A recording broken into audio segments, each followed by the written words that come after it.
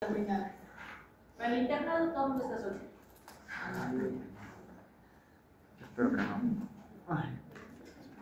Sí, esa es la triste No, realidad. yo no lo creo, doctora. Yo.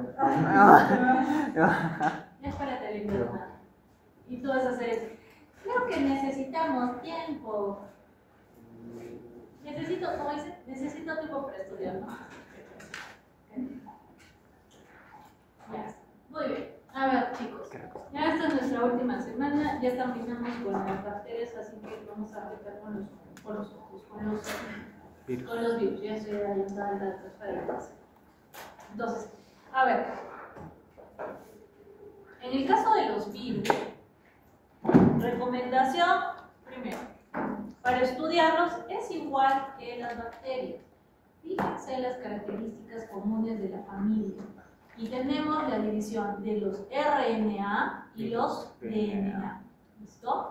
Entonces, y ahí van a empezar a ver si tienen envoltura, si tienen cápside, dónde se van a replicar, si a nivel del núcleo o a nivel del citoplasma.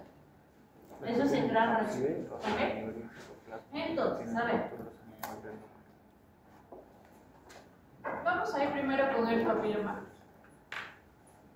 Entonces, este papilomavirus pertenece a la familia de los Papilomavirinae, Papilomaviridae, que van a ser virus de tipo DNA.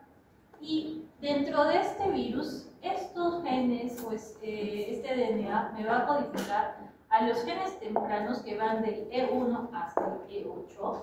Estos genes van a estar encargados principalmente de la transcripción y también de la replicación. Y en el caso de... ¿Qué pasó? Es que en el libro, doctora, menciona que los genes tempranos se encargan de la adhesión, mientras que los tardíos se encargan de la proliferación celular para crear las verrugas. ¿Verrugas? Sí. Ya.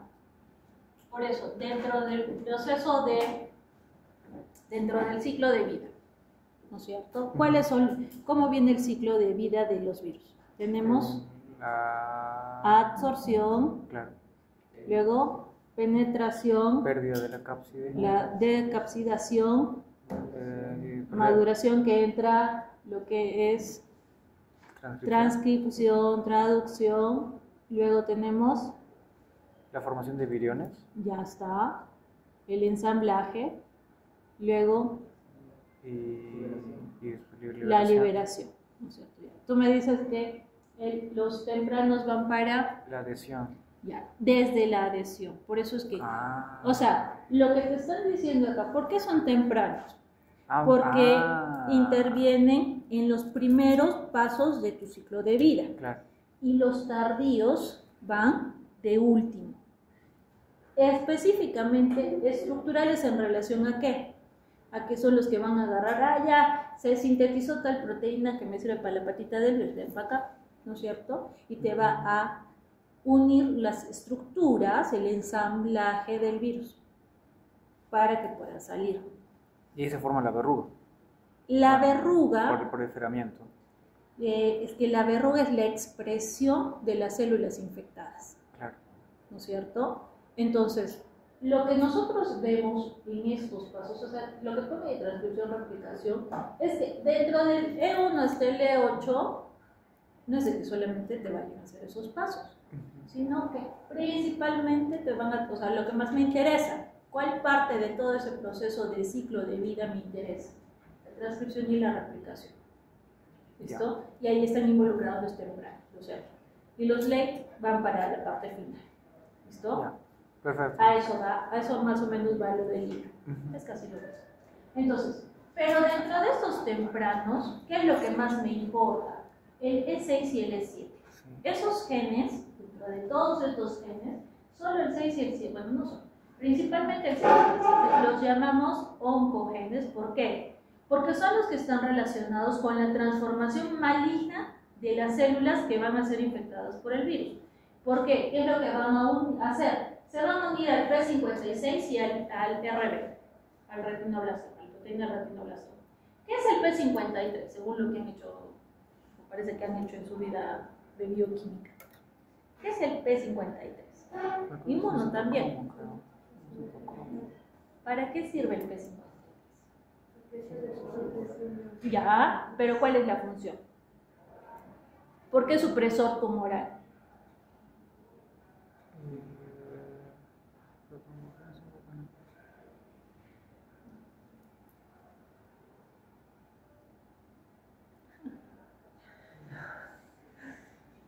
¿No será que el encargado de que cuando detecta una mutación, dice, aguanta el coche, no vas a seguir, ¿no es cierto? Supresor tumoral, es decir, voy a anular aquellas células que se están llevando hacia la transformación. Entonces, como va unido a esos genes, ¿qué va a pasar?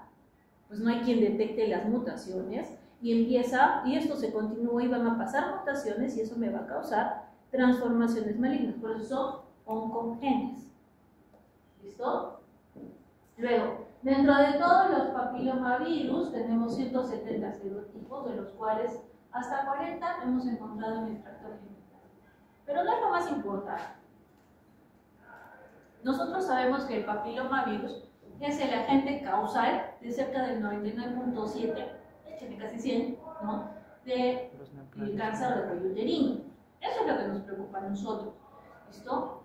Pero ¿qué más tiene que importar? De todos esos tipos o serotipos de papiloma, me tengo que enfocar en aquellos que son de alto riesgo. ¿Quiénes son? El serotipo 16 y 18 principalmente, aunque hay muchísimos otros más que me causan hasta el 70% de cáncer de cuello uterino.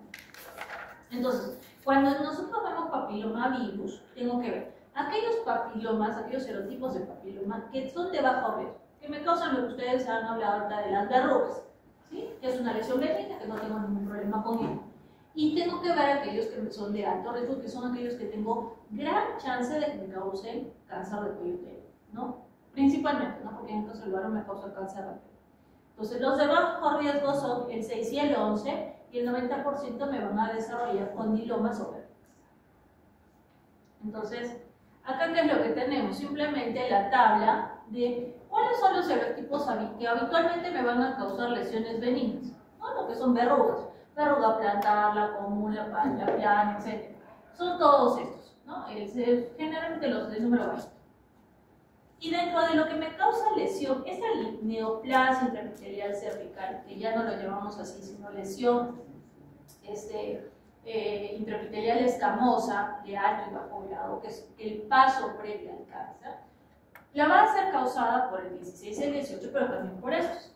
Y es más, en los estudios que nosotros hacemos en nuestra población, aquí en Arequipa, hemos visto de que ni siquiera es un poco diferente al resto de Latinoamérica, porque predomina el 33, si no me estoy mal acordando, el 33, 18, 16 y uno más, el 45 me parece. Entonces, es importante que yo sepa, obviamente, el agente causal, pero también es importante que sepa no solo que el problema es el papiloma, sino qué serotipos de papiloma me están causando problemas en mi población. Porque me importan los reportes epidemiológicos y saber sobre quiénes tengo que actuar con la vacuna. Eso que lo vamos a ver más adelante. Entonces, ¿qué es lo que va a pasar con el papiloma? Ingresa, ¿sí? Ingresa por vía sexual, principalmente, y lo que va a buscar es estas células, que son la base de mi epitelio estratificado. ¿Por qué? Porque acuérdense que cuando tengo un epitelio estratificado, ¿qué va a hacer? Simplemente esta célula va a ir madurando, ¿no es cierto? Y acá ya fue el núcleo, tengo la parte córnea y se elimina. Eso es el epitelio estratificado. Entonces, como en la base yo tengo que tener alta replicación, eso es lo que busca el papiloma. Va a empezar infectando la base, ¿listo? Y entonces, como va avanzando la infección, el papiloma también va a ir abarcando niveles de todo el epitelio. Entonces, cuando nosotros tenemos estos epitelios, ¿qué es lo que hacemos?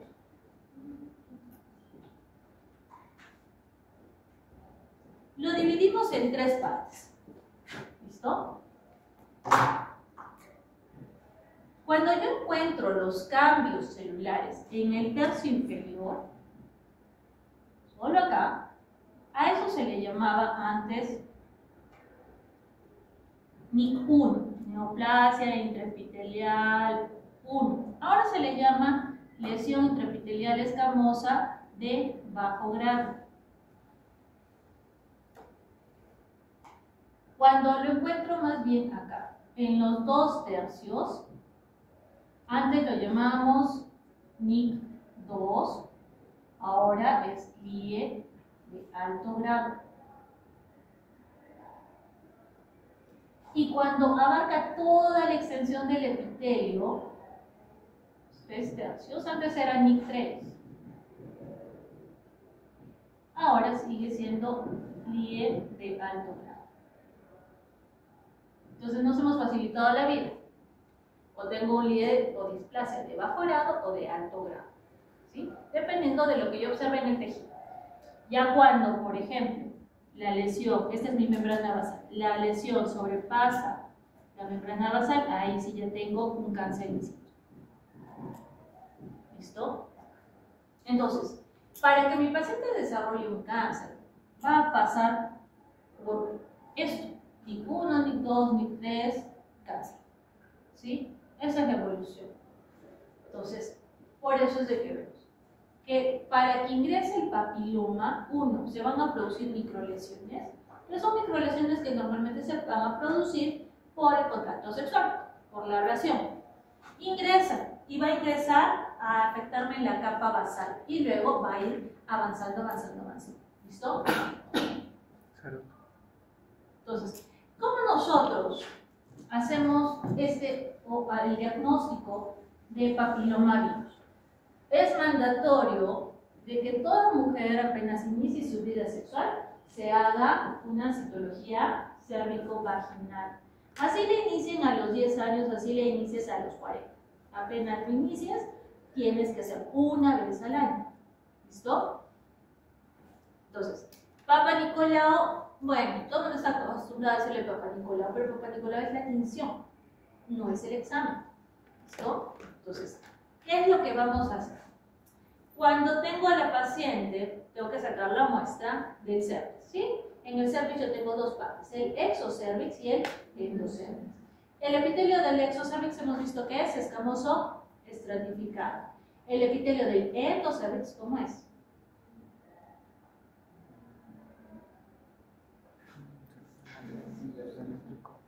Simple, plano, cilíndrico. ¿Cómo es?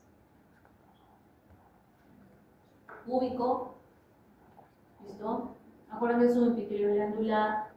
¿Listo? Que hay un epitelio de transición entre el epitelio escamoso, es decir, yo voy a ver el cambio de ser estratificado a ser un solo. ¿Ok? Pero el punto es este. Yo tengo que tomar muestras tanto del exo como del endocervix. ¿Listo? Entonces, ¿qué es lo primero que tengo que hacer con mi paciente?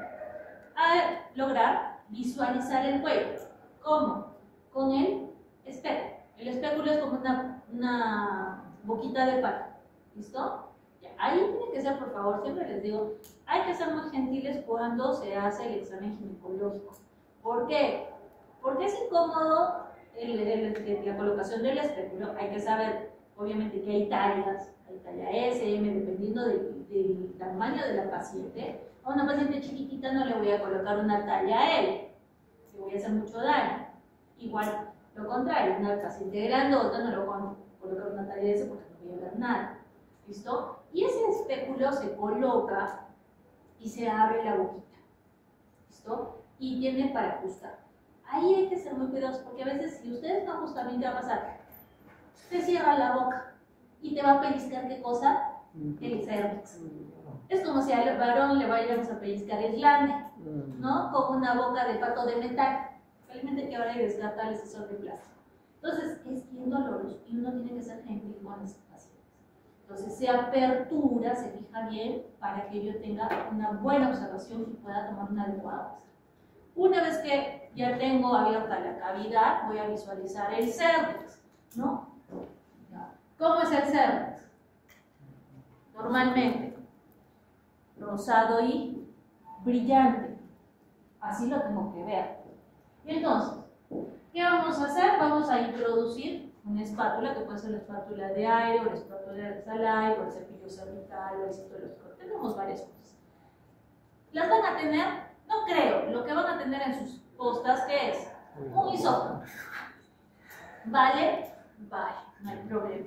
Esto es lo que me permite sacar una buena muestra, porque yo lo que voy a estar haciendo es recolección de células, ¿sí? Entonces, este lado me sirve para el endocérvix y este me sirve para el exocérvix, porque como tiene esta puntita de corazón, esto va a entrar acá y facilito voy a girar, ¿no? Igualito con los embrios.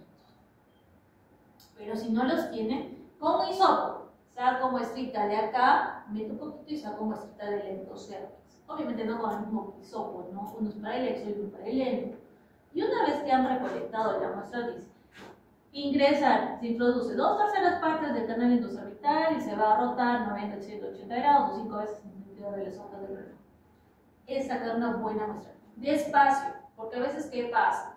En la muestra que me mandan encuentro un montón de sangre. Más es el raspado que le han hecho a la paciente que la cantidad de células que saca. Esa no es la intención. Una vez que han recolectado la muestra, van a tener la lámina y en un lado ponen el endo y en el otro el exo. ¿Sí? Arriba, abajo, pero no lo van a mezclar. Algunos doctores hacen esto. ¿Sí? Es mejor hacia arriba y hacia abajo. El endo y el exo. Y luego, ¿qué tengo que hacer? Fijar la muestra, porque si no, ¿qué va a pasar? Las células se van a morir. ¿Cómo fijamos una muestra? ¿Con calor? No. Con alcohol, ¿no es cierto? O con un aerosol. Hay aerosoles especiales para citología. Pero si no tienes alcohol y no tienes un aerosol, ¿qué otra cosa podemos utilizar para la fijación de estas células? Que los usan mucho las chicas, bueno, y algunos chicos. No, para el cabello. ¿Fijador de pelo? Laca. Entonces, al ser se van a llevar su botella de laca. Entonces, eso también sirve para fijar este tipo de células. Si no tienen alcohol y si no tienen el fijador citológico, se fija con laca. ¿Listo? Es las otras formas como nos las ingeniamos cuando estamos vivos. Muy bien. Luego, ¿qué van a hacer? Tienen que enviarlo, porque eso no lo miran ustedes, eso lo miro yo. Entonces, tienen que poner el nombre, la paciente, obviamente, la edad, porque las células van a cambiar a lo largo de la vida de la mujer, fecha de toma de muestra, fecha de última regla. Lo ideal es que no se tome, obviamente, durante la menstruación ni en los días cercanos a antes o después. Si es que ha tenido resultados citológicos, bueno, exámenes previos en relación a exámenes ginecológicos, si toma anticonceptivos, porque también me alteran la forma de las células, el embarazo también me las cambia, sitio de obtención, la técnica y si hay alguna sospecha clínica. ¿Listo? Con esta información agarran y nos las envían al laboratorio. Entonces, ¿qué va a pasar en el laboratorio? Nosotros recibimos las láminas, son tomadas a veces por las obstetrices o por los médicos de las postas, que es de donde se recolecta la mayor cantidad de Papa Nicolaos, y aplicamos la tinción de Papa Nicolau, que es una tinción que tiene 3 colores: hematoxilina, el Orange G y el policromo, que es el EA. Entonces, ¿cómo vamos? Primero tengo que hidratar la muestra, porque fíjense que viene deshidratada, se hidrata con alcohol, luego agua destilada. Luego hematoxilina se va a lavar luego con agua corriente, ácido clorhídrico, luego agua, luego se deshidrata con alcohol de 70, 80, 96, el Orange G, luego se lava con alcohol de 96, luego el policromo, lavas con alcohol de 96, se deshidrata con sirope. Eso es en general. Cada laboratorio tiene su receta. Mi receta no es esta y me sale bien la coloración. No manejo una receta totalmente distinta a esta, pero me sirve, a mí me sirve. ¿Listo? Una vez que lo hemos tenido con el Papa Nicolau, pasamos a la lectura de la citología. Ahora, todos los patólogos informamos bajo un sistema que es el sistema Bethesda. Esta citología. ¿Listo? La citología de mama tiene un sistema, la citología de de orina tiene otro, cada uno es distinto. De tal forma que lo que yo leo lo entiende el patólogo que vive en Rusia, ¿sí? Y lo va a entender el ginecólogo de cualquier sitio. Entonces, eso hace de que nuestro idioma sea uno solo y que no haya errores. Y que no les tenga que estar explicando al ginecólogo de la forma como les explico a ustedes. Si no, me tardaría un montón de tiempo. ¿Listo? Entonces, todos utilizamos este sistema Bethesda que nos facilita mucho el hacer los diagnósticos en citología. ¿Y en qué consiste? Cuando nosotros vemos la citología, voy a encontrar estas células escamosas en distintos estadios de maduración. ¿Listo? O sea, toda la lámina me la leo, celulita por celulita. ¿Listo? Y entonces tengo que buscar que todas mis células estén normales o que haya este tipo de alteraciones. Entonces, miren, el núcleo de una célula normal, de una célula escamosa, ¿cómo es? El núcleo es redondo, bien definido, chiquito, si lo comparo con el citoplasma, ¿correcto? Eso es lo normal. Cuando tengo una célula que esté infectada por papilomavirus, ¿qué va a pasar? Se va a deformar el núcleo. Si lo comparan, se dan cuenta que este está grandote, si lo comparo con este. ¿Listo? ¿Qué más? El borde irregular está redondito. ¿Sí? Ya está. Y además de eso, miren, esta es la célula, este es el núcleo y esto es un halo que le va a aparecer, un halo perinuclear. Cuando tengo esas características de que el núcleo está alterado en tamaño, en forma, es hipercromático y además me aparece este halo perinuclear, a esta celulita yo le llamo coilocito. El coilocito es la célula característica de la infección por papilomavirus. Si yo encuentro coilocitos mínimo, le pongo una displasia de bajo grado, mínimo. ¿Listo? Entonces, acá yo tengo coilocitos y esto es una célula normal. Entonces, lo que estoy viendo es la transformación de la célula. ¿Por qué? Porque está siendo infectada por este virus. Yo no lo miro al virus, pero sí estoy viendo los cambios que me están produciendo. Y son cambios importantes porque esta paciente está a 2 pasos de irse al cáncer. Cuando sea una displasia de alto grado está a 1 paso, ¿no? Entonces,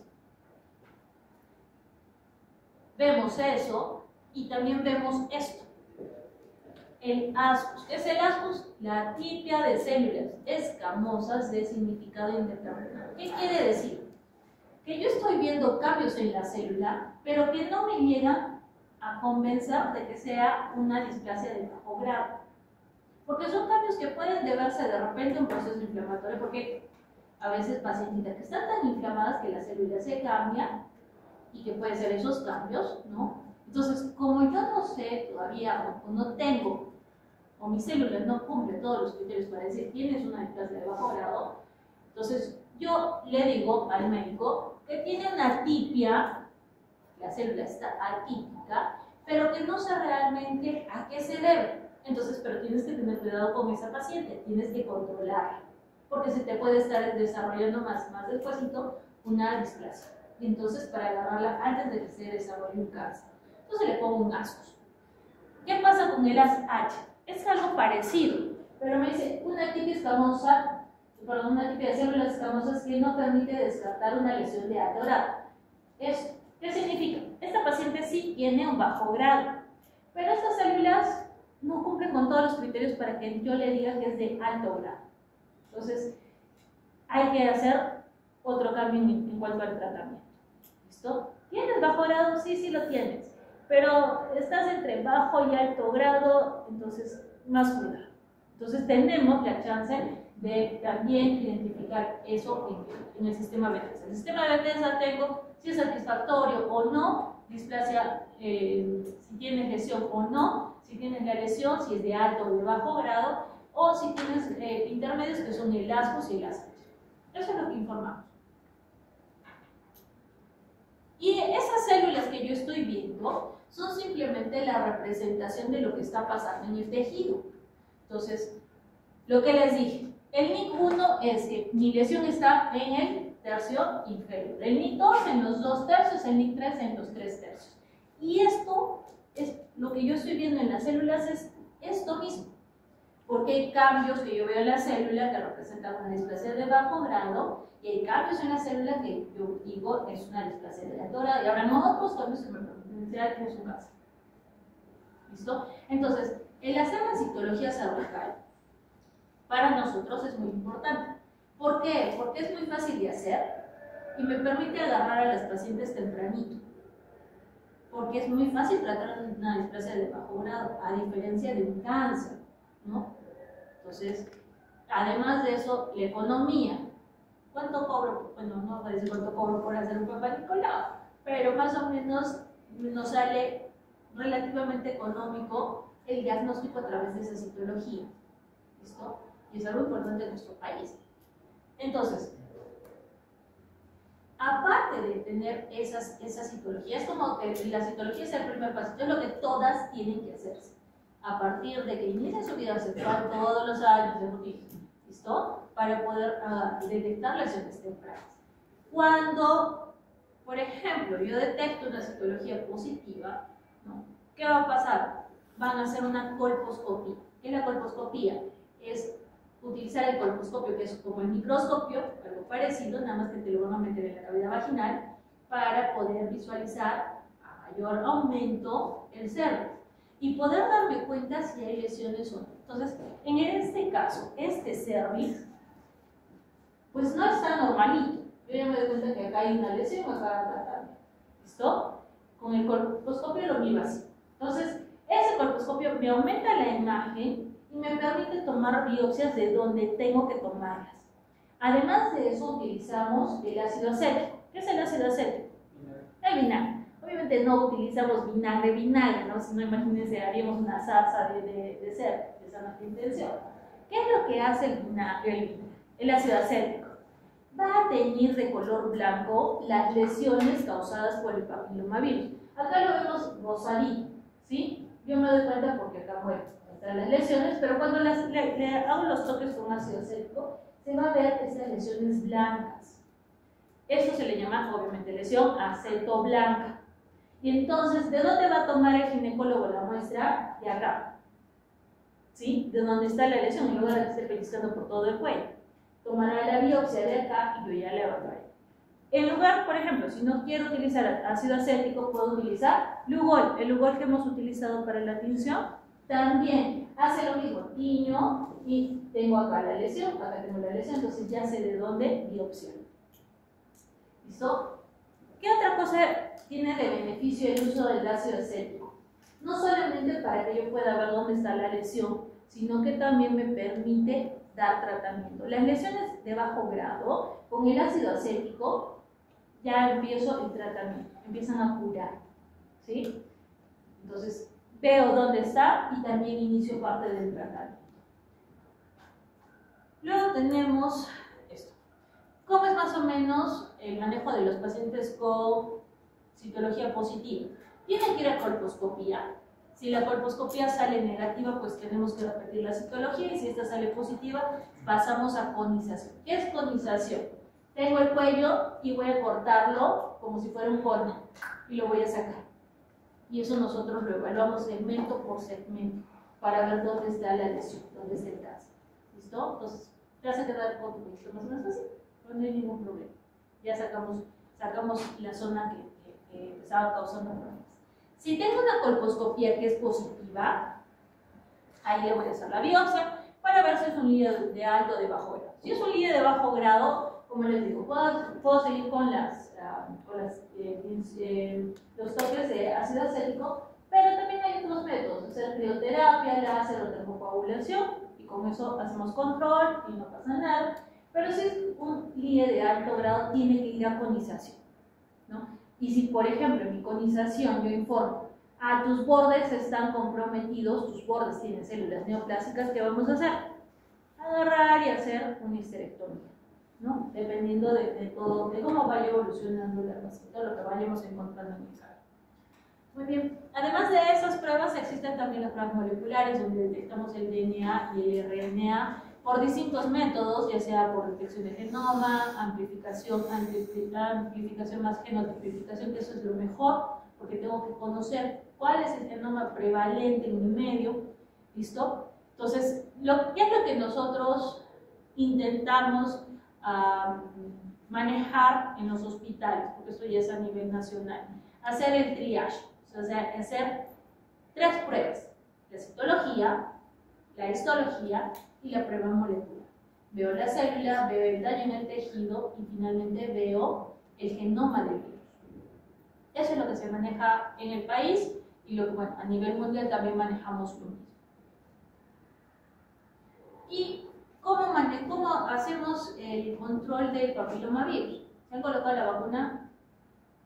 Asumo que sí. A los hombrecitos también se les coloca, no es solamente para las mujercitas, es también para los varoncitos. Porque el problema, ¿cuál es? Que el varoncito es el que anda ahí contagiando por todo sitio, ¿no? Y la que paga pato es la pobre mujercita que desarrolla el cáncer de sangre. He visto chicas con 18 años con un cáncer bastante espantoso, el cáncer de cervix. Entonces, uno pensaría que son enfermedades de gente mayor, que pasa mucho tiempo, pero la verdad es de que lamentablemente hay a veces un poco de, o había un poco de descuido en relación al manejo del papilomavirus. Ahora creo que tenemos un poquito más de conocimiento, los papás tienen más información acerca de las vacunas que tenemos nosotros. Entonces, antes utilizábamos, por ejemplo, el Cervarix, que es la bivalente, que solamente tenía la 16 y la 18, que son las de más altas. Luego salió el Gardasil tetravalente, que tenía dos serotipos benignos y 2 malignos. Y finalmente tenemos el Gardasil nonavalente, que tiene el 6, el 11, el 16, el 18, el 33, etcétera, etcétera. Entonces, me está cubriendo mayor cantidad de serotipos de alto riesgo, pero no son todos. Imagínense que tienes la mala suerte que te toca el 42 y es de alto riesgo y tienes la vacuna. ¿Vas a hacer cáncer? Sí. No. Por eso es importante saber los serotipos, porque en cada sitio, en cada país es diferente. ¿Listo? No se comportan de la misma forma. Y según la normativa del MINSA, debemos aplicar 2 dosis intramuscular cada 6 meses a la población entre los 9 y los 12 años. ¿Por qué entre los 9 y los 12 años? ¿Por qué razón?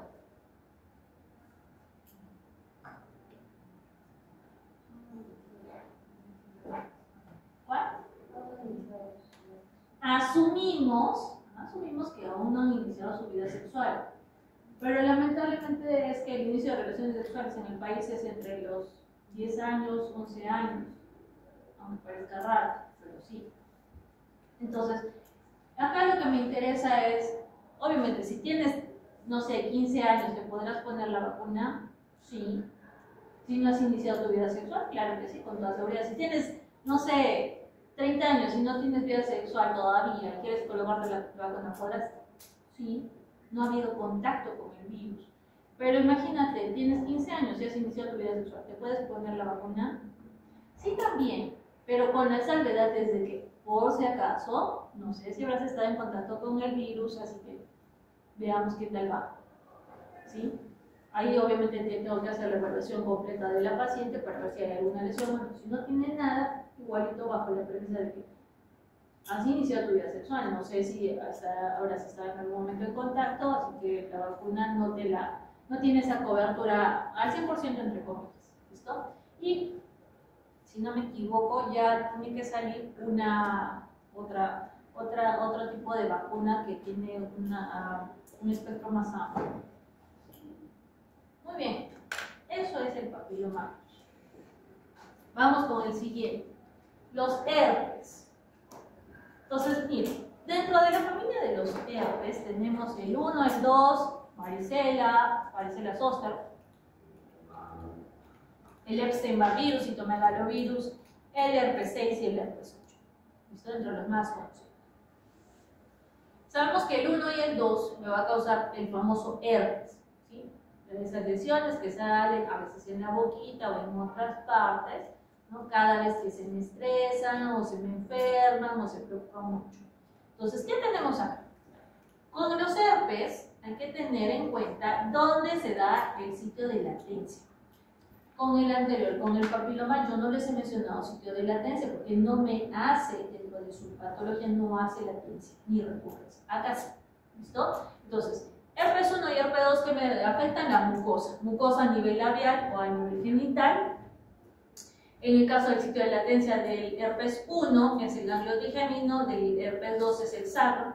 Y antes creíamos que el herpes 1 me afectaba de la cintura para arriba y el herpes 2 de la cintura para abajo. Ahora sabemos que eso no es cierto, ¿no? El herpes 1 se puede dar también a nivel de genitales y el herpes 2 también a labio. En el caso del virus de la varicela zoster, igual, me afecta la mucosa, me causa obviamente la varicela, el sitio de latencia, es decir, donde va a estar durmiendo el virus es en el ganglio de la raíz dorsal, y la recurrencia es... ¿Cuál sería la recurrencia? Si es varicela zoster, el zoster. Entonces, tu primera infección es la varicela. Y la recurrencia, si es que se vuelve a despertar el virus, es el zoster. ¿Cómo es la varicela? ¿Les ha dado varicela? A los que les ha dado, ¿qué tal les fue con el prurito?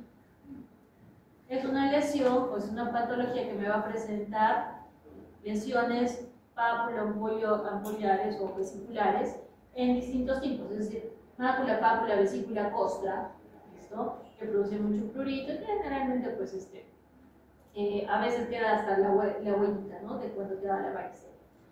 Te dio varicela cuando eras niño y de repente, cuando has tenido 50 años, no sé, te detectaron alguna patología, digamos diabetes. Eso te va a inmunosuprimir y de repente te aparecen lesiones vesiculares en los dermatomas, en un dermatoma. ¿Qué es un dermatoma? ¿Cuáles regiones? ¿Cuáles regiones?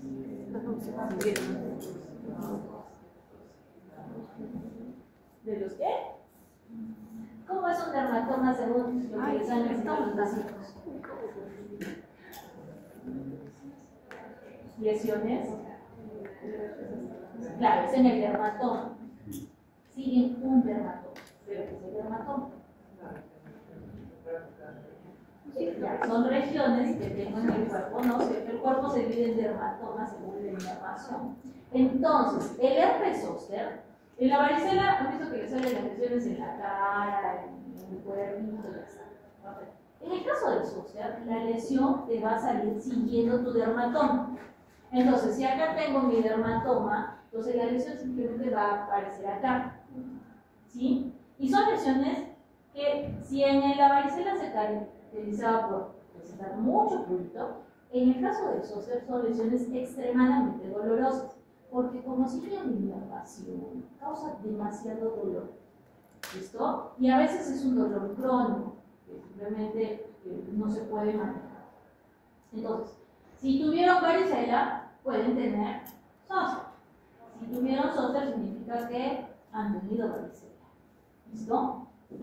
Luego, el Epstein-Barr virus, que afecta mucosas y células epiteliales y también las células B, me produce mononucleosis infecciosa con esto significa con anticuerpos heterofílicos positivos. El sitio de latencia es en los linfocitos B y el caso de la recurrencia son asintomáticos. Para el citomegalovirus también me produce mononucleosis infecciosa, pero con anticuerpos heterofílicos negativos. ¿Listo? Y se va a encontrar en latencia en las células mononucleares, igual es asintomático. El herpes virus 6 va a estar o va a afectar las células mononucleares y me produce una enfermedad infantil que es la rociola. ¿En quiénes hemos visto rociola? Un tipo de rociola. ¿Qué hemos visto la semana pasada? Sífilis, ¿no? La rociola sifilítica. Obviamente que estos niños no van a tener sífilis. La rociola simplemente es ese enrojecimiento que aparece en el cuerpo. Entonces, la rociola infantil es producida por el herpes 6. Va a tener también latencia en las células mononucleares, pero no hay reinfección. Y luego tenemos el herpes 8, que afecta la piel, la dermis, produce fiebre y un rash. Se encuentra en latencia en las células B, en las células epiteliales glandulares, y que la recurrencia va a ser el sarcoma de Kaposi. ¿En quiénes vemos sarcoma de Kaposi?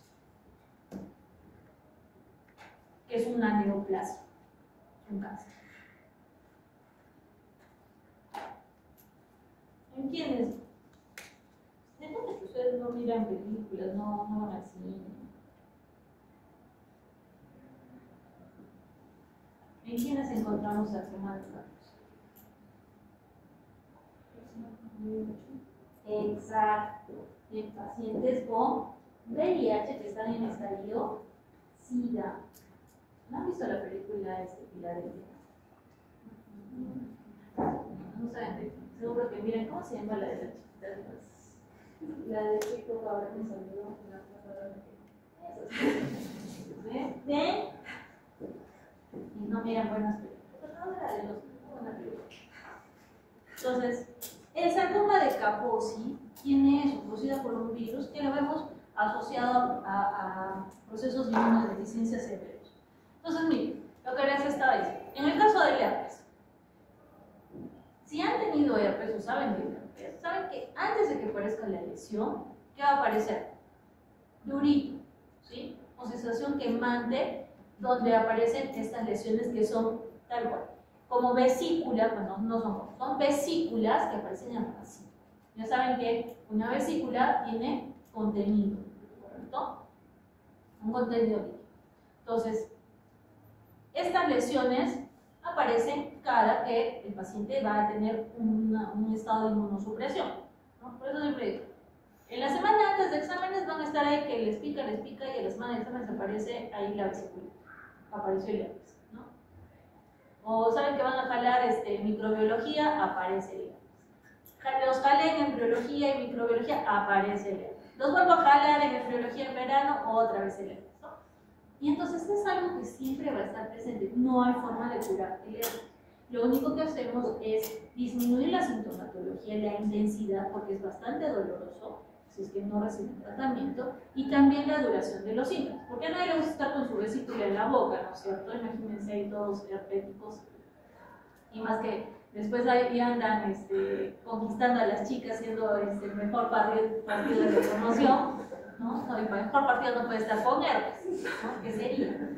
Entonces, el dar tratamiento justamente hace que la lesión no sea tan intensa. ¿Qué es lo que nosotros vemos o cómo hacemos el diagnóstico? Mediante la prueba de sangre, puedo hacer también disoneuropanicola, puedo tomar biopsias, ¿no? Hacer serología, PCR. Pero realmente vale la pena, no, porque es algo que yo ya sé que vas a tener, la clínica a veces es suficiente y con eso ya está más que nada para el diagnóstico. Pero siempre es bueno saber cuáles son las opciones. Entonces, voy a tener lesiones bucofaciales, a nivel de la boquita, que es lo más común, y también vamos a tener igual la misma presentación, estas vesículas a nivel genital. El tratamiento. Hay desde colocarse manzanilla, tomar analgésicos, pero lo que sí tiene muy buena respuesta, dependiendo de cómo lo tomes, es el aciclovir. El aciclovir es un antiviral, ¿listo? ¿Cuándo se tiene que tomar? Antes que aparezcan las lesiones, para que pueda reducirse el tiempo y la intensidad de la lesión. Si lo toman cuando ya tienen la lesión, mucho efecto no tiene, ¿listo? Y para el herpes genital puedo indicar valanciclovir o aciclovir, pero siempre el aciclovir es el elección. En el caso del virus del Epstein-Barr, hemos dicho, produce mononucleosis infecciosa, pero también me puede producir linfoma, Burkitt, y carcinoma nasofaríngeo. Estas dos entidades más incidencia tienen para el lado del África. Acá no se mira tanto esto. Y el tipo A se ve en pacientes inmunocompetentes y el B en inmunocomprometidos. ¿Cuál es la característica? Que este virus me produce anticuerpos heterofílicos y algo que nos sirve para el diagnóstico es los linfocitos activos. ¿Se acuerdan cómo son los linfocitos? Redondito el núcleo, ¿no? Redondito y el núcleo grande, poquito citoplasma. ¿Cuándo le digo que es atípico? Cuando parece cualquier cosa menos eso, ¿sí? Es una bola aplastada. Luego, me afecta el epitelio orofaríngeo, me afectan los linfocitos B, y para ver la detección de los anticuerpos heterofílicos tenemos los anticuerpos de Polvonel, que son los que reaccionan con los eritrocitos, y los de Forman, que son los que reaccionan con cualquier otra célula. Entonces, esta mononucleosis infecciosa llama la enfermedad del beso. ¿Por qué razón? Cuando ves a estas personas desconocidas.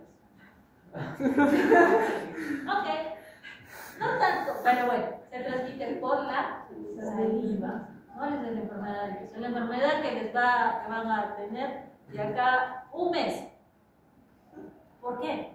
Porque es el tiempo de incubación, ¿no? El fin de semana que ha sido el galenito, que habrán perdido la conciencia, se habrán puesto muy cariñosos, y de acá un mes, ¿qué va a pasar con mis alumnos de medicina? Empiezan a tener cansancio, fiebre, malestar general, cefalea, ¿no? Y luego les aparece ganglios, linfadenopatías, que les va a durar por 15 días. Y luego, cuando me dicen, ay, estoy todo enfermo, voy a verle la orofaringe y encuentro las amígdalas todas purulentas, ¿no? Con ese exudado blanquecino, con petecias y con hepato esplenomegalia. Entonces diga, ¿qué has estado haciendo hace un mes? Creo que fue el galenito. Entonces ya sabemos lo que se ganaron en el galenito, que no fue precisamente el trofeo al mejor equipo, ¿no? Entonces, esa es la mononucleosis infecciosa. ¿Y cómo llegamos al diagnóstico? Obviamente la clínica puede ayudar, pero hemos visto con otros microorganismos lo mismo, ¿no es cierto? Las amígdalas purulentas, yo puedo pensar que de repente es una amigdalitis bacteriana, pero tengo que agarrar y hacer el descarte, ¿no? Digo, ay, es alumno de medicina, hace un mes se han portado muy mal, bueno, ya le sacaré sangre. Hacemos una toma de sangre periférica y encuentro justo los linfocitos atípicos. Esa es una parte del diagnóstico. La otra cosa es medir la presencia de anticuerpos heterofílicos o anticuerpos específicos para exterior. Entonces, si quiero ir más allá, veo las pruebas moleculares. Obviamente ahí consiste en... ¿Qué pasa? Me he olvidado mi folia. Pasa. Entonces, de la parte molecular, tengo que detectar el material genético del virus, ya sea por PCR para el DNA, PCR para ver carga viral, prueba de plasma para ver viremia, utilización de ácidos nucleicos, el EBER para ver RNA, o el antígeno. Y se puede hacer también serología con el INSA, inmunoglobulina, inmunofluorescencia, ¿no? Y dependiendo, obviamente, del tipo de enfermedad, vamos a ver qué marcadores, es decir, qué anticuerpos se van a ir presentando y otros se van a ir negativizando, ¿no? Obviamente, lo primero que se va a presentar es qué tipo de inmunoglobulina, la G, la E, o las dos. La M de agudo, la G es de crónico, cuando se hace la enfermedad. ¿Ya? Luego vamos con la hepatitis. Esto es otro dolor de cabeza. En el caso de las hepatitis, ¿sí? Hepatitis lo único que les dice es que hay inflamación del hígado, ¿sí? Pero nosotros cuando vemos hepatitis viral, porque existe hepatitis autoinmune y de otras iguales, cuando vemos la viral, hay la A, la B, la C, la D, la E. ¿Listo? ¿Por qué se va a dar esta inflamación en el hígado? Porque los hepatocitos están muriendo, entran en apoptosis o en necrosis, y esto es causada por aquellos virus que tienen predilección por los hepatocitos, son hepatocitos. Entonces, hemos visto que hay hepatitis agudas y hepatitis crónicas, inclusive que pueden llegar hasta causarme cirrosis o inclusive un carcinoma. Cuando se destruye el hepatocito, ¿qué va a pasar? Se empieza a liberar las enzimas hepáticas, que son la AST, la LT, la GGT. ¿Qué es la AST? Ya está, y la ALT, la alanina, y la GGTP. Hasta ahí no llegas. ¿Qué es la GGTP?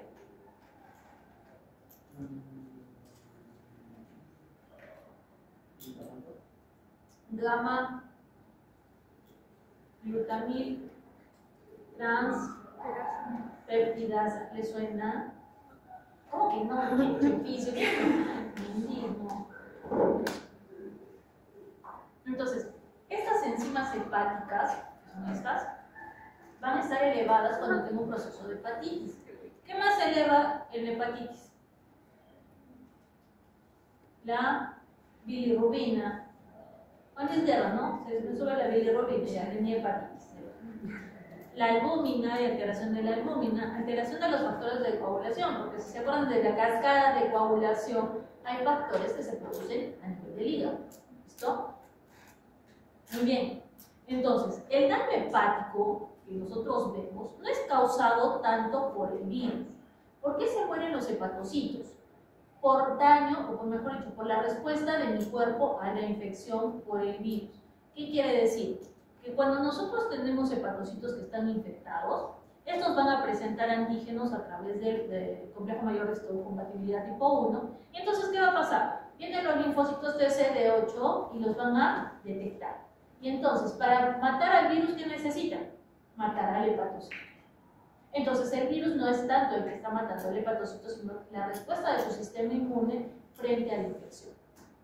Y entonces, esos hepatocitos que entran en apoptosis se les llama los cuerpos de Bunsen. ¿Sí?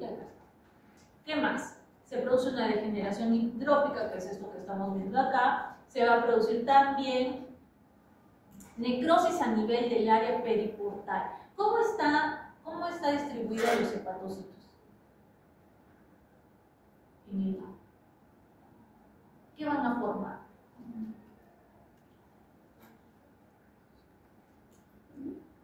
¿Cómo se llama eso? Un hexágono. ¿Cómo se llama? Histología. Venían los hepatocitos y están, ¿no es cierto?, en hileritas, uno tras de otro, y que iban hacia el centro, y entonces se forman el hexágono. ¿Y ese hexágono cómo se llama? O sea, tengo que llamar a los vecinos, tengo que llamar a la doctora Dita.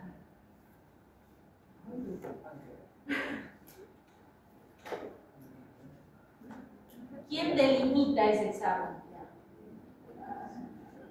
Porque para que yo lo marque como hexágono tengo que tener puntos de límites, ¿no es cierto? ¿Ya qué triada? ¿Que está dada por quién? Vena. De vena. Ya, la vena porta. Ya. Rama del conducto venoso. Esa es la triada porta. ¿Y cómo se llama por lo que delimita?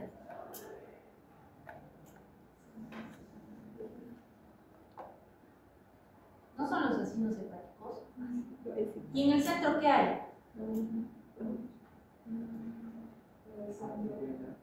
¿Qué? ¿Qué vaso? Si está en el centro. Ah, es la vena centro lobulilla. Será, ¿no? Digo, tal vez por lógica. Ya. Entonces, a nivel o rodeando el espacio, esa triada portal, ahí es donde se va a dar primero la necrosis. Y entonces, la necrosis lo que va a hacer es, tengo acá mi triada porta y acá también, entonces va avanzando y me va formando esos puentes de uno, ¿sí? Hay una necrosis en puente.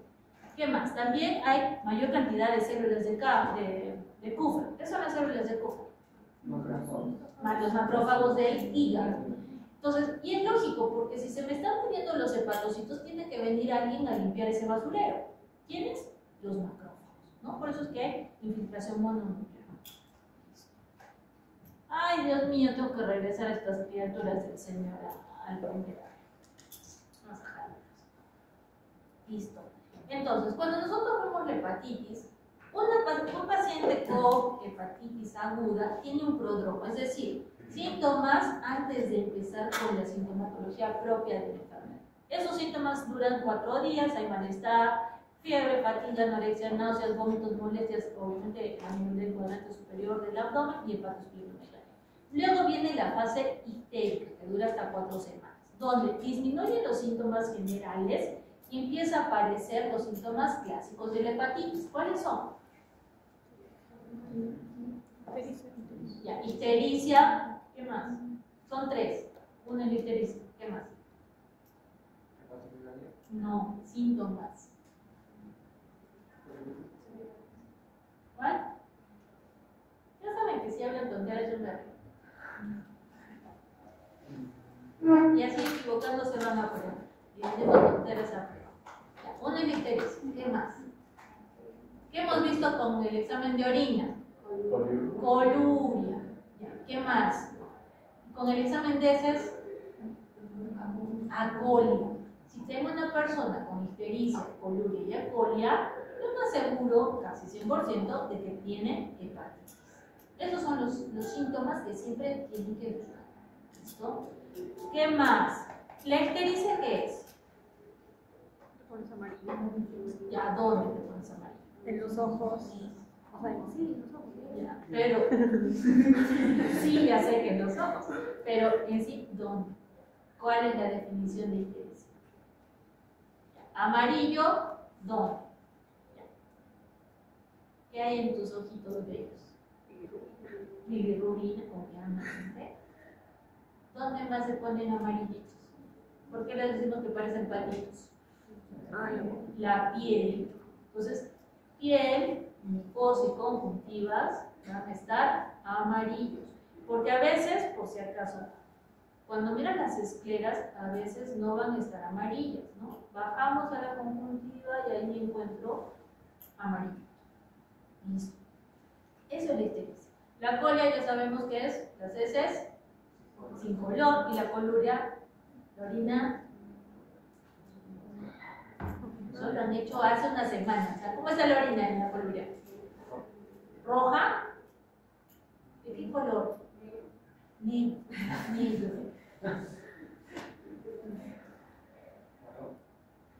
¿Qué parece la coluria?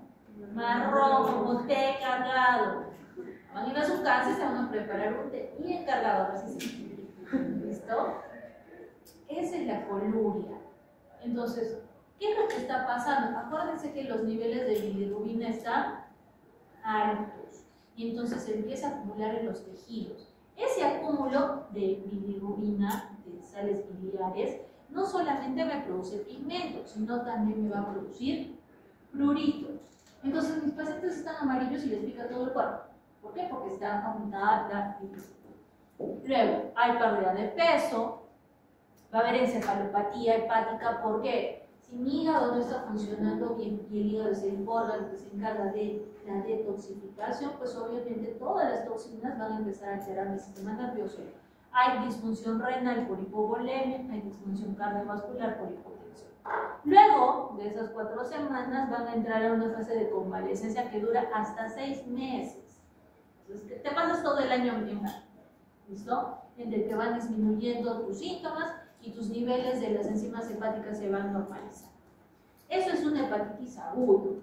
¿Qué pasa con los pacientes que hacen hepatitis crónica? Pues todos estos síntomas van a persistir, ¿no? La fatiga, malestar, fiebre, anorexia, todo lo que vemos, pero además tienes más riesgo de hacer cirrosis y hacerle un cáncer. La cirrosis, nosotros vemos que va asociado mucho a pacientes alcohólicos, ¿sí? Nosotros, este borracho va a terminar con cirrosis, ¿no? Ya. Hay 2 tipos de cirrosis, la cirrosis o la hepatopatía alcohólica, ¿sí? Es mi borrachito que va a ser cirrosis, y la cirrosis no alcohólica, que es la producida justamente por estas enfermedades o por otro tipo de etiología. Un paciente con cirrosis, ¿qué tiene?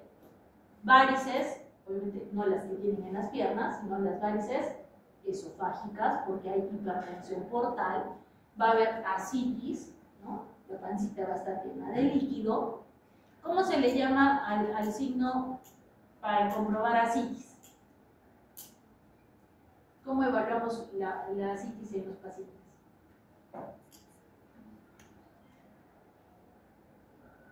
Viendo si está hueco. Si está hueco. Oye, no nos vas a pinchar y no va a salir No, el agua. no. O sea, como cuando haces, o sea, así. Dale nomás, dale. Así tiene Ya. que sonar hueco, pues, o algo ¿Hueco? así, supongo. No. ¿No? ¿Por qué hueco si está lleno de líquido? Entonces tiene que sonar como que tiene líquido. Si está mi pancita llena de líquido, ¿sí? Imagínense. Entonces, ¿qué hacemos? Un tincanazo y voy a sentir la oleada del agua. Eso es el signo de la oleada para ver la ascitis. Porque la ascitis obviamente no es una pancita, es una panzota, ¿sí? Y toda esa pancita de mi paciente de repente era así como un par, ¿no? Y luego termina con su pelota acá. Y todo eso es agua. Y entonces le das un tincanazo y como es agua, ¿qué pasa? Va a moverse el agua. y yo lo voy a sentir en el otro lado, justamente ese es el signo de la debilidad, para la ascitis. Luego, obviamente, coagulopatías, encefalopatías y liquidez.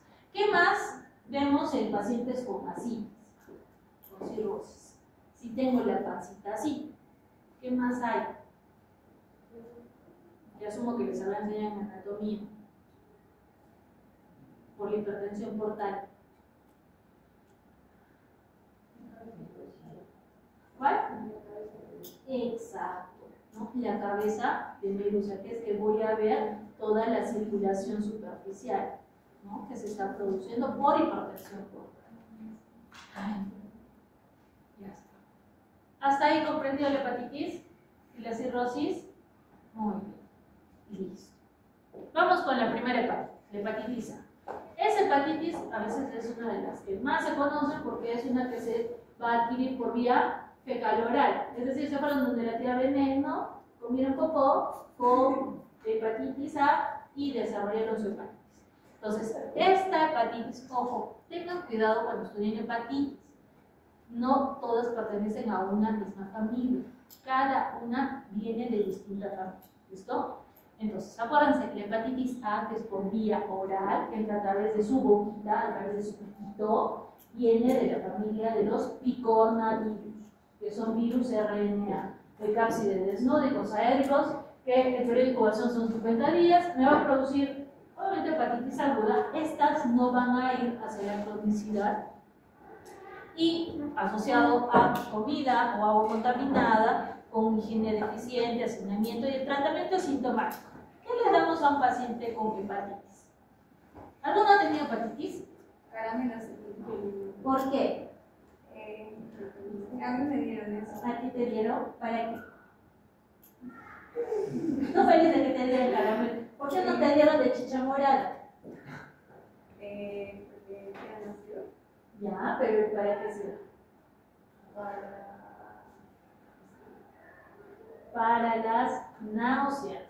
Acuérdense que tenemos hepatitis, náuseas, vómitos, ictericia, falta de apetito. Una clásica, en lugar de que le estén colocando al pobre paciente Gabor para que no vomite el cerebro, ¿no? Porque va a tener náuseas, les damos sus caramelitos de limón, no de chicha morada, no de cabello, no de limón.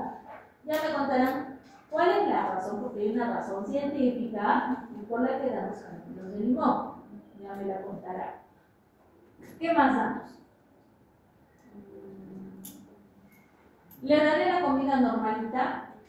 No, tiene que ser dieta blanca, sin mucho condimento. Exacto. ¿Por qué? Porque el hígado pues está todo lesionado. ¿Cómo le voy a meter ahí su chicharrón? No, ¿no es cierto? Su dietita de pollo, bajito en sal, casi sin nada de sal, casi, o sea, aparte de que andas vomitando, no te puedes alimentar correctamente porque no lo vas a aguantar. ¿Y qué más tengo que indicarle? ¿Vas a estar saltando como lombriz por aquí y por allá? No, tiene que hacer reposo absoluto. Porque como el hígado está aumentado de tamaño, cualquier golpe que va a pasar puede sangrar, ¿no? Y el hígado cuando sangra, no hay que morir. ¿Listo? Entonces tengo que indicar todo eso. Y la otra cosa, ¿puedes compartir baño cubierto con tu familia? No, aisladita, así, peor que COVID, ¿no? La metemos ahí al fondo de la casa con su baño, sus platos, porque es extremadamente contagioso. El virus no va a morir con el detergente que yo utilizo para lavar los cubiertos, ¿no? Simplemente se va a mantener. Y felizmente que tenemos actualmente una vacuna contra la hepatitis A. Entonces, ¿qué va a ser? ¿Cuál es el problema y por qué es tan contagioso? Porque se eliminan los virus justo en el periodo de incubación. Entonces yo no necesito estar mal, no necesito dar amarillo como un pato para eliminar virus. Desde antes ya estaba eliminando el virus. ¿A quién contagiaste en tu casa? A mi tío. ¿Hasta ves? Entonces ahí tienen el agente infeccioso. ¿Listo? Y además puede sobrevivir en agua dulce, en agua salada, los mariscos. ¿Qué fuiste a comer? Afuera, ceviche. Ya está, ¿no ves? ¿Y quiénes son los más de riesgo? Los niños ¿Cuántos años tenías? 10 años. Ahí está. Y los ancianos, ¿no? Justamente, y los cuidadores. Seguro que tu tío te estaba cuidando. Y personas, obviamente, en los países endémicos y los viajeros. Listo, entonces ya tenemos ahí nuestro caso clínico de hepatitis A. ¿Qué más? Tenemos la hepatitis B. Justo les ha tocado. Ya, paciente, ya está. El paciente C. Muy bien, vamos con la hepatitis C. La hepatitis C es la otra que se contagia por vía fecal oral. Es un epevirus, que es un RNA con capsidicosa édrica, que la incubación también dura 60 días. Acá hay 4 genotipos, de los cuales el 3 y el 4, el reservorio son el cerdo y el conejo, por lo cual son consideradas zoonosis. Acá es muy raro que miremos esto, más frecuente en el Asia, en Medio Oriente y Centroamérica. Y raramente también, ¿no?, va a progresar hacia la cronicidad. Más es una enfermedad aguda. Pero ¿cuál es el problema con la E? Que cuando le da a una gestante una hepatitis C es fulminante, ¿no? Se va a morir esta mujer. Y el tratamiento pues va a ser sintomático, muy similar a la hepatitis A. Y la otra que también nos causa un dolor de cabeza, que es la hepatitis B. En el caso de la B, pertenece a los hepatnavirus, que son virus de tipo DNA, parcialmente bicatenario, circular, que se transmite por vía sexual, por vía parenteral y por vía oral. Acá la incubación es bastante grande, o sea, el tiempo es bastante amplio, hasta 160 días, y tiene una polimerasa con actividad transcriptasa inversa o reversa. Muy parecido a lo que pasa con el VIH. Entonces, en este caso, cuando uno se infecta con hepatitis B, va a desarrollar una enfermedad aguda con riesgo, alto riesgo de desarrollar cronicidad. ¿Qué más? Cirrosis y carcinoma hepatocelular, dependiendo de cómo vaya esa evolución. A esto tienen que prestarle mucha atención, ¿no? Esto rapidito, siempre los factores de riesgo: utilizar drogas endovenosas, relaciones sexuales sin protección, hombres que tienen relaciones sexuales con hombres, bueno, esto sin ser, no hay que ser homofóbico, infecciones por VIH, pacientes que entran a hemodiálisis trasplantados y los profesionales, ¿no?, de salud. Esto es importante y esto lo tienen que aprender bien. Cuando nosotros hablemos de la hepatitis B, vamos a ver que el virus, sabemos que va a producir antígenos, ¿correcto? Y vamos a tener 2 antígenos importantes: el antígeno de superficie y el antígeno de envoltura. Y como ingresa al cuerpo, tengo que tener el DNA del virus. ¿Listo? Hemos dicho que frente a un antígeno, ¿qué se va a producir?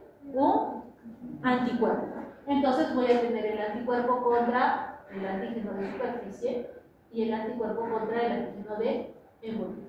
¿Sí? Ya está. Entonces, ¿qué significa cuando yo quiero saber cuál es el estado de mi paciente? Tengo que ver qué se está expresando. El antígeno de superficie es el que va a aparecer primero, mucho antes que aparezcan los síntomas. ¿Listo?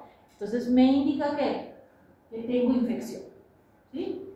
A me indica que estoy infectado. El antígeno de envoltura lo que me va a indicar es replicación. Si mi virus se replica, significa que soy altamente contagioso, altamente infeccioso. ¿Sí? Entonces, ahora vamos con lo contrario, los anticuerpos. Si es que se genera el anticuerpo, significa que ya tengo inmunidad. Ya estoy haciendo defensas ¿contra quién? Contra el antígeno de superficie. Entonces, este me va a indicar inmunidad. Que ya está desapareciendo la infección. Ya estoy teniendo forma de controlar la replicación. Entonces, si me aparece el anticuerpo contra el antígeno de envoltura, si acá se estaba replicando mucho, acá tiene que pasar todo lo contrario, ¿no es cierto? Significa que está disminuyendo la replicación. ¿Ok? Entonces, cuando yo hago el estudio de un paciente, pido este panel y dependiendo de lo que salga positivo o negativo, voy a indicar. Si tengo el antígeno de superficie positivo con el de envoltura positivo y presencia del DNA, significa que mi paciente ahorita está enfermo, no está haciendo anticuerpo. ahorita está con la infección, entonces es una hepatitis aguda. ¿Listo?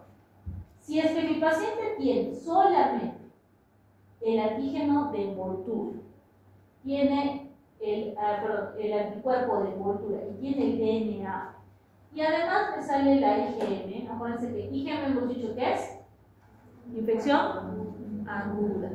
Entonces, ¿qué significa? Que estoy en un periodo reciente, pero que no tiene enfermedad. Ese es el periodo de ventana. ¿Listo? El periodo de ventana se expresa todo lo de envoltura. Muy bien. Cuando tengo el antígeno de superficie negativo, ¿estará infectado? No.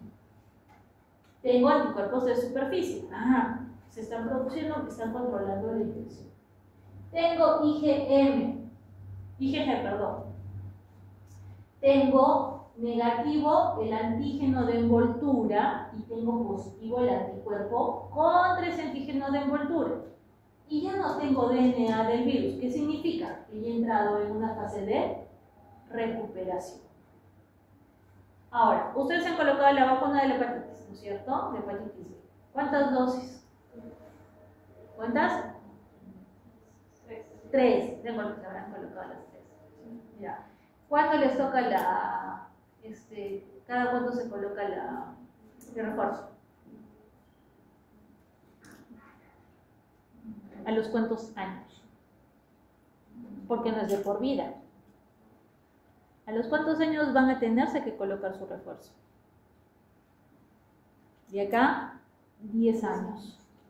¿Listo? A menos que su carga, sus anticuerpos bajen.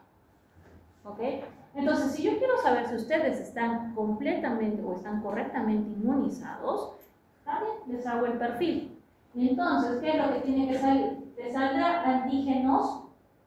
No. Pero sí les va a salir el mejor anticuerpo, que va a ser el anticuerpo contra el antígeno de superficie. El resto no tiene por qué salir.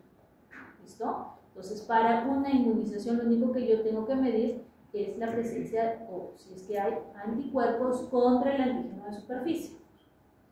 Luego, ¿cómo yo me doy cuenta que el paciente se está yendo a la cronicidad?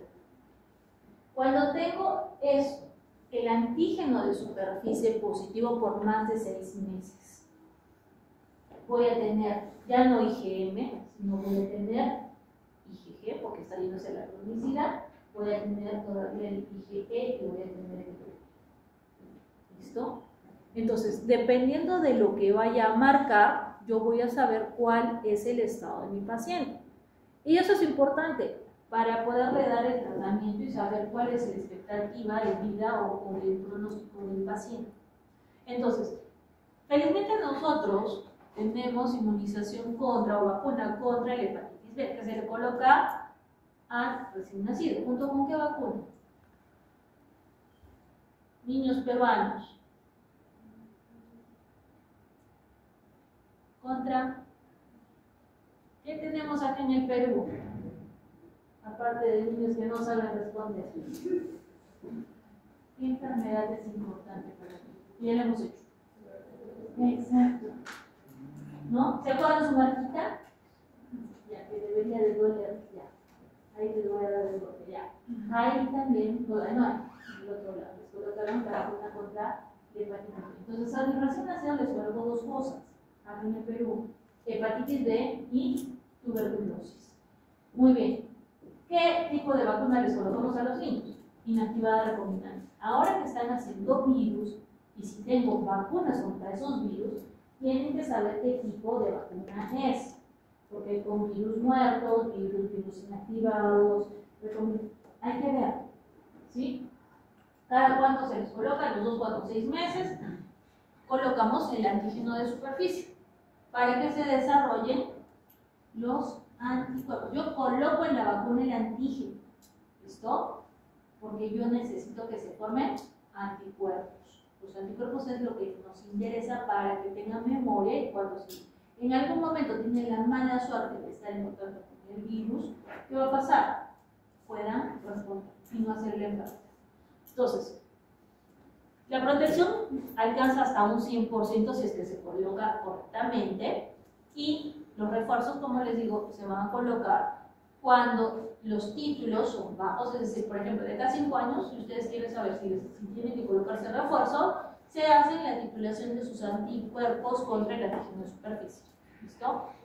¿Qué pasa cuando sufren un accidente de trabajo? Es decir, ustedes internitos agarraron, estaban ahí colocándole una vía a un paciente que tiene hepatitis B y se pincha porque el paciente se muere. Pasa. ¿Qué van a hacer? Bueno, si se colocaron bien la vacuna, genial. Lo único que tengo que darles es esto: inmunoglobulina contra el virus de la hepatitis B. ¿Sí? Si no se colocaron la vacuna, colocaré la vacuna, ¿no? O titularé para ver cuánto es su carga viral, igual, ¿no? Igual se le coloca la inmunoglobulina. Con eso reduzco el riesgo de que hagan hepatitis B. Es más frecuente, ¿listo?, que se contagien de hepatitis B que de VIH, porque es altamente contagioso. A quienes también les colocamos esta inmunoglobulina cuando tengo un bebito de una madre VIH positiva y también cuando hay una violación. Entonces, en una violación, yo no sé si el violador estuvo con VIH, hepatitis, no lo sé. Entonces, a esa persona yo lo que tengo que hacer es darle profilaxis. Profilaxis contra VIH, profilaxis contra hepatitis, contra las ITS que hemos estado hablando. ¿Sí? Luego, existe un tratamiento que consiste en el caso de la hepatitis crónica con el interferón pegilado, pero tiene también efectos adversos bastante fuertes. Puedo dar antivirales como el tenofovir o el entecavir, y bueno, la evaluación del tratamiento depende pues, de la carga viral. Luego tenemos el virus de la hepatitis D, por eso ya termino. Entonces, el D es un virus defectuoso, pertenece a la familia de los deltavirus, y la cuestión para que se produzca una hepatitis por virus D es que necesita de la hepatitis B. ¿Sí? Entonces, ¿por qué? Porque para que funcione el B, lo que hace es sacarle ese antígeno de superficie del B para constituirse como un virus activo. ¿Listo? Entonces, acuérdense, para el D necesito coinfección con el virus B. Si no, no va a funcionar. En el caso del C, vamos a encontrar que es un flavivirus, RNA, transmisión igual parenteral, 160 días de incubación y tiene una alta tasa de mutaciones, por lo cual pues, es difícil encontrar una vacuna para eso. Y el 70% de los pacientes con hepatitis C van a ser crónicos. Ahora, existe tratamiento, se están haciendo nuevos tratamientos con antivirales de acción directa, pero miren, tienen altas tasas de curación de 98%, lo cual es bueno. Pero el problema es que cuestan 270.000 soles aproximadamente cada frasco y que hay que colocarlos entre 8 a 12 semanas, un frasco por semana. Entonces, es difícil de que alguien tenga el dinero suficiente para hacer el tratamiento, pero es efectivo, ¿no? Hay curación. Y tenemos la inmunocromatografía, que es lo que hicimos la semana pasada y que van a hacer hoy. Listo, muy bien, entonces, ¿qué es lo que van a hacer, niños? Tienen acá, igual como lo que pasó con la sífilis, tienen los anticuerpos, las pruebas rápidas para hepatitis A, hepatitis B, hepatitis C. De la hepatitis A hay 5 pruebas, de la hepatitis B pueden sacar 8 y de la hepatitis C pueden sacar